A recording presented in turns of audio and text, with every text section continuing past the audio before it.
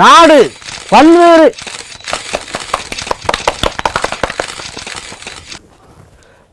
பல்வேறு இன்னல்களை சந்தித்துக் கொண்டிருக்கின்ற நேரத்திலே எனது அழைப்பை ஏற்று இங்கு லட்சக்கணக்கான அளவில் திரண்டிருக்கும் இந்த தொண்டர்களுக்கு எனது மனமார்ந்த முதல் வணக்கத்தை தெரிவித்துக் கொள்கிறேன்.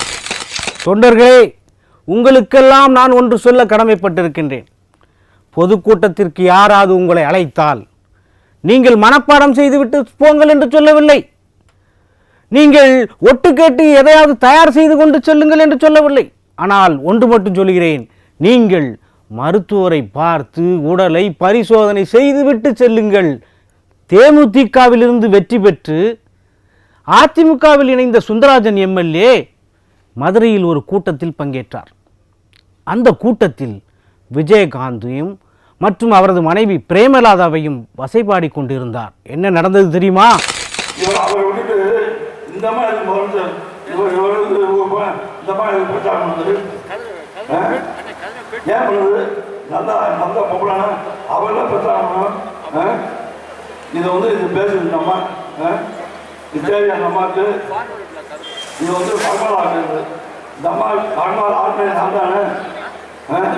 அப்படிப்பட்ட பொம்பளை நன்றி விசுவாசம். அம்மா வந்து அன்னைக்கு வந்து நீ கூட்டு வந்து அன்னைக்கு எம்எல்ஏ ஆக்கணும்னா 29 எம்எல்ஏ அன்னைக்கு எதுக்கு தர போறோம்னா வாங்க முடியுமா?